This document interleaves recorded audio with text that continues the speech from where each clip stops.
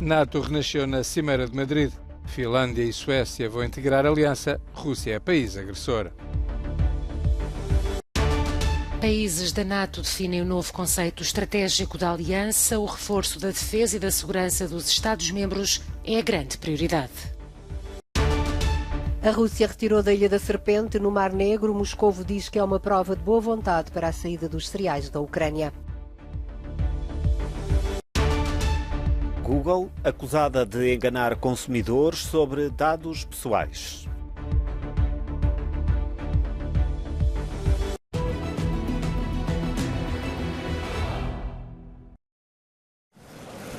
Madrid viu renascer uma NATO que há poucos anos muitos votavam ao desaparecimento. Na cimeira que a capital espanhola acolheu desde quarta-feira, os dirigentes da Aliança Atlântica redefiniram objetivos na sequência da guerra que a Rússia desencadeou na Ucrânia. Concordamos em convidar a Finlândia e a Suécia para integrar a nossa aliança e em fornecer um apoio de longo prazo à Ucrânia. Definimos um novo conceito estratégico, uma maior ambição na luta contra a mudança climática e estabelecemos um novo fundo de inovação de 1.000 milhões de euros.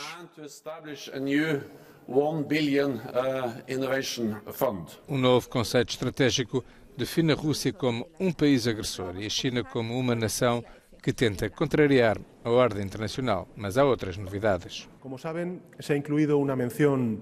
Incluímos uma menção específica ao Sul, em particular à zona da África subsaariana e do Sahel, uma das maiores preocupações para a Europa e, em particular, para o nosso país, como consequência da instabilidade e dos riscos derivados, como os fluxos irregulares de migrantes, o terrorismo, a crise alimentar, a crise energética e também a emergência climática. Esta cimeira marca também o regresso dos Estados Unidos à Europa, como afirmou Joe Biden quando foi eleito. Os Estados Unidos estão a fazer exatamente o que eu disse que fariam se Putin invadisse a Ucrânia, reforçar as posições na Europa. Vamos colocar mais navios em Espanha, mais defesa aérea em Itália e Alemanha, mais F-35 no Reino Unido e fortalecer o nosso flanco oriental, um novo quartel-general permanente para o 5º Corpo do Exército na Polónia. As forças americanas deverão passar de 80.000 para 100.000 militares no futuro. Outra grande transformação é o aumento do número de efetivos da Força de Reação Rápida dos 40.000 para os 300.000 a partir do próximo ano.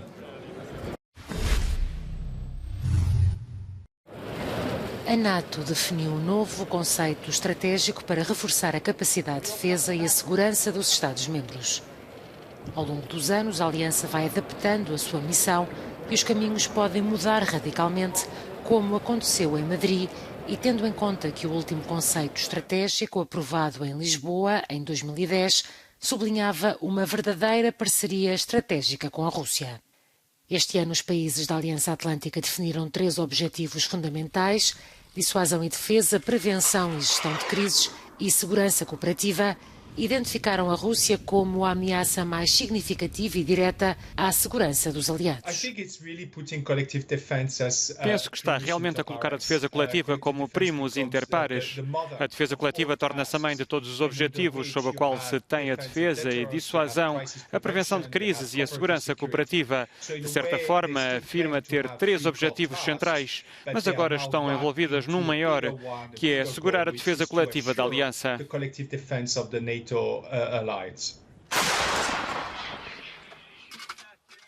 A nova estratégia significa um compromisso a longo prazo para a ajuda militar e financeira à Ucrânia, apesar dos críticos dizerem que a aliança poderia ir muito mais longe em termos de envio de armas e treinos das forças de Kiev. A organização vai tornar-se mais forte com a entrada da Suécia e da Finlândia, e neste processo a luz verde da Turquia demonstrou aos adversários o espírito de cooperação entre os Estados-membros. Outro ponto-chave é a China e a primeira referência aos desafios sistémicos colocados por este país. A NATO deixou claro que está atenta à crescente influência de Pequim no mundo e à proximidade com Moscou.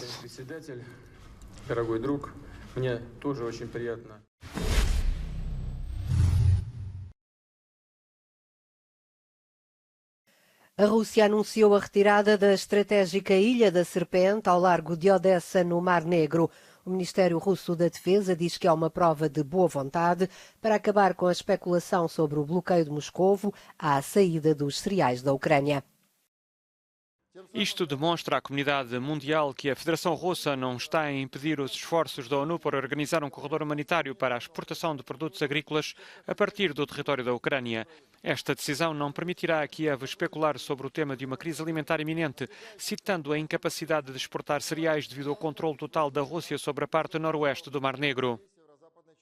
A Ucrânia e o Ocidente têm acusado a Rússia de bloquear os portos ucranianos para impedir as exportações de cereais, contribuindo para a crise alimentar mundial. As forças russas que ocuparam a ilha logo no início da guerra estavam sob fortes bombardeamentos há semanas. Os militares ucranianos disseram que os últimos elementos russos fugiram em 2 lanchas após uma carga de artilharia e mísseis. A partir da cimeira da NATO, o primeiro-ministro britânico Boris Johnson comentou: Se queriam provas da espantosa capacidade dos ucranianos de repostar, de superar adversidades e de repelir os russos, então olhem para o que aconteceu ainda hoje na Ilha da Serpente, onde a Rússia teve de ceder terreno novamente. No final, será impossível para Putin manter um país que não aceitará o seu domínio.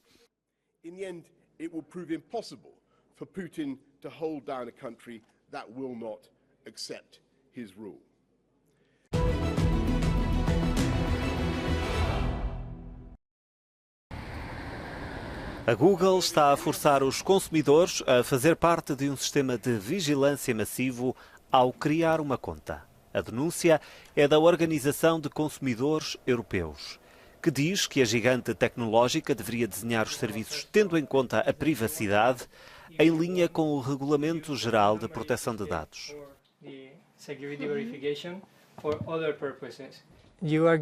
Existem basicamente 2 opções ao criar uma conta. Uma é a personalização rápida de uma só etapa, a outra é a personalização manual com 5 etapas. Normalmente os consumidores querem passar por este processo o mais rápido possível. Por norma só querem usar um determinado produto ou dispositivo. Vou escolher a opção de um só passo. Se clicar em próximo e deslizar para baixo, clicar em confirmar e criar uma conta, dei permissão à Google para monitorizar tudo o que faço nos serviços da Google e tudo o que faço em sites e aplicações que usam os serviços da Google. Everything you do on Google services and everything you do on webs and apps that use Google services. 10 grupos europeus de defesa dos consumidores apresentaram queixa contra a Google. Alegam que a empresa usa linguagem pouco clara, incompleta e enganadora e que tem como objetivo final recolher dados pessoais para alimentar um negócio de milhões. O modelo de negócios da Google assenta na recolha e exploração destes dados pessoais para diversas finalidades, nomeadamente para fins publicitários direcionados, que é a principal fonte de receita da empresa. A Autoridade de Proteção de Dados da Irlanda, país onde a Google está baseada na Europa, vai lidar com este caso. Os consumidores são obrigados a criar uma conta para usarem certos produtos ou serviços da empresa. A Google diz que as opções de criação de contas não são limitadoras e reforçou o compromisso em assegurar que são claras e simples. A empresa já foi multada várias vezes por problemas relacionados com a privacidade.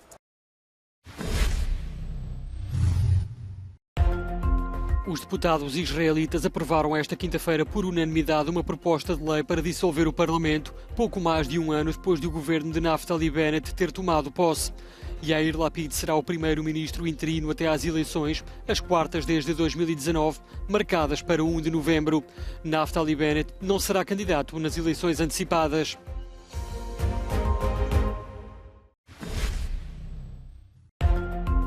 As autoridades egípcias começaram a retirar as icónicas casas flutuantes de Cairo, mudando a paisagem do Nilo em nome da modernização da capital.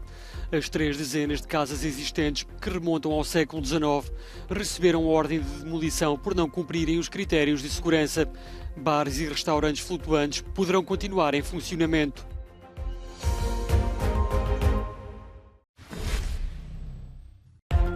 Ferdinand Marcos Júnior tomou esta quinta-feira posse como presidente das Filipinas, depois de vencer as eleições de maio com mais do dobro dos votos de Leni Robredo. Trata-se do regresso da família ao poder em Manila, 36 anos depois da revolta popular que fez cair o regime de Ferdinand Marcos. O novo presidente, 17º na história do país, sucede ao controverso Rodrigo Duterte, impossibilitado de concorrer a um novo mandato.